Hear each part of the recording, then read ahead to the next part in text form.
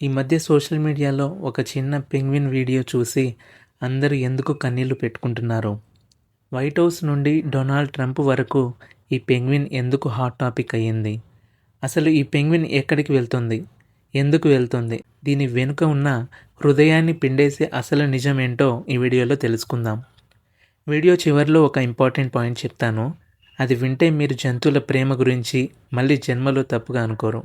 ఇటీవల Insta, Facebook, ట్విట్టర్లలో మీరు ఒక పెంగ్విన్ ఒంటరిగా నడుచుకుంటూ వెళ్తున్న వీడియో చూసే ఉంటారు. దానికి నిహిలిస్టిక్ పెంగ్విన్ అని పేరు పెట్టారు. వైట్ హౌస్ అధికారికంగా అధ్యక్షుడు ట్రంప్తో కలిపి ఒక పోస్ట్ చేయడంతో అది గ్లోబ్ ట్రెండ్ అయింది. కానీ ఈ వీడియో వెనుక ఉన్న కథ ఏదో సరదాగా నవ్వుకునేది కాదు. ఇది ఒక నిశ్శబ్ద పోరాటం, ఒక వింతైన వైరాగ్యం మరియు ఒక అంతుచిక్కని ప్రేమ. ఈ పెంగ్విన్ గురించి మనకు మొదట తెలిసింది encounters at the end of the world అనే డాక్యుమెంటరీ ద్వారా. అంటార్క్టికాలో వేల కొద్ది పెంగ్విన్లు సముద్రం వైపు ఆహారం కోసం వెళ్తుంటే ఒక పెంగ్విన్ మాత్రం అందరికీ విరుద్ధంగా మంచు కొండల వైపు, అంటే చావు వైపు అడుగులు వేస్తుంది. అది ఎక్కడికి వెళ్తుందో ఎవ్వరికీ తెలీదు. శాస్త్రవేత్తలు దానిని వెనక్కి మరలించినా అది మళ్ళీ అదే కొండల వైపు వెళ్తుంది. అది వెళ్ళే దారిలో ఆహారం ఉండదు, తోడు ఉండదు, కేవలం మంచు, ఎడారి తప్ప. ఎందుకు ఆ పెంగ్విన్ అలా వెళ్తుంది? దీనినే నిహిలిస్టిక్ పెంగ్విన్ అంటారు. నిహిలిజం అంటే దేనికి అర్థం లేదు అని అనుకోవడం. మనుషులమైన మనం రిలేషన్షిప్స్, సక్సెస్, మనీ వెనుక పడుతుంటాం. కానీ ఆ పెంగ్విన్ తన సమూహాన్ని, తన సుఖాన్ని వదిలేసి ఎందుకు వెళ్తుంది? బహుశా అది మనందరిలో ఉండే ఒంటరితనాన్ని రిప్రజెంట్ చేస్తుందేమో.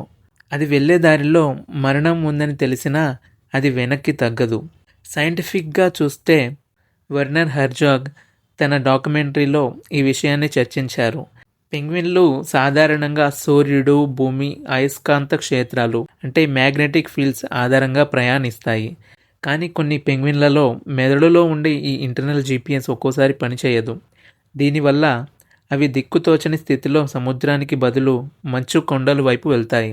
కొన్నిసార్లు మెదడుకు సంబంధించిన వ్యాధులు లేదా తీవ్రమైన ఒత్తిడి వల్ల పెంగ్విన్లు ఇలాంటి ఆత్మహత్య సదృశ్య నిర్ణయాలు తీసుకుంటాయి. శాస్త్రవేత్తలు దీనిని పెంగ్విన్ ఇన్సానిటీ, పెంగ్విన్ పిచ్చి అని కూడా పిలుస్తారు. ఈ కథలో మనం నేర్చుకోవాల్సింది నిశ్శబ్దమైన నిర్ణయం. పెంగ్విన్లు చాలా సామాజిక జీవులు. అవి జంటలుగా ఉంటాయి, పిల్లల కోసం ప్రాణాలు ఇస్తాయి. కానీ ఎప్పుడైతే ఒక పెంగ్విన్ తన గమ్యాన్ని మార్చుకుంటుందో, అది దేనికోసం వెతుకుతుందో మనకి అర్థం కాదు. బహుశా అది మనుషులు ఇచ్చే మోసపూరితమైన బంధాలు కంటే ప్రకృతిలో కలిసిపోయే ప్రశాంతతను వెతుకుతుందేమో. మనుషులమైన మనం చిన్న చిన్న విషయాలకే గొడవ పడతాం, క్షమించలేం. కానీ ఆ పెంగ్విన్ తన జాతిపై ఎలాంటి కోపం లేకుండా మౌనంగా తన దారి తాను వెతుక్కుంటుంది. ఈ పెంగ్విన్ ఇప్పుడు ఎందుకు ట్రెండ్ అవుతుంది అంటే, లోకం ఎంత గందరగోళంగా ఉన్నా మనం మన దారిలో మనం వెళ్ళాలి అనే ఫిలాసఫీ దీని వెనుక ఉంది. ట్రంప్ మరియు వైట్ హౌస్ ఈ పెంగ్విన్ని ఒక సింబల్గా వాడుతున్నాయి. అంటే ప్రపంచమంతా ఒక దారిలో వెళ్తుంటే ధైర్యం ఉన్నవాడు తనకి నచ్చిన దారిలో ఒంటరిగా అయినా సరే వెళ్తాడు అని చెప్పడానికి ఈ పెంగ్విన్ ఒక ఉదాహరణగా మారింది. వీడియో మొదట్లో మీకు ఒక పాయింట్ చెప్తాను అన్నాను కదా. ఆ పెంగ్విన్ అలా వెనక్కి తిరిగి చూడకుండా వెళ్తుంటే డాక్యుమెంటరీ తీసే దర్శకుడు అడుగుతాడు, మనం దానిని కాపాడలేమా అని. దానికి సైంటిస్ట్, మనం దానిని కాపాడి వెనక్కి తెచ్చినా అది మళ్ళీ అదే వైపు, అదే చావు వైపు వెళ్తుంది. ఎందుకంటే అది దారి తప్పలేదు, అది ఒక గమ్యాన్ని వెతుక్కుంది. మనుషులమైన మనం బంధాల కోసం, ప్రేమ కోసం ప్రాకులాడుతుంటాం. కానీ ఆ పెంగ్విన్ మనకి నేర్పే గొప్ప పాఠం ఏంటంటే, ఎవరితోనూ సంబంధం లేకుండా నీకంటూ ఒక గమ్యం ఉన్నప్పుడు మరణం కూడా నీకు చిన్నదిగానే కనిపిస్తుంది. బానిసలా కొన్ని వందల ఏళ్ళు బ్రతకడం కంటే మనకు నచ్చిన గమ్యం కోసం ఆఖరి అడుగు వరకు పోరాడి చనిపోవడం మిన్నా అని పెంగ్విన్ తన నడక ద్వారా నిరూపించింది. ఈ పెంగ్విన్ కథ విన్నాక మీకేమనిపించింది?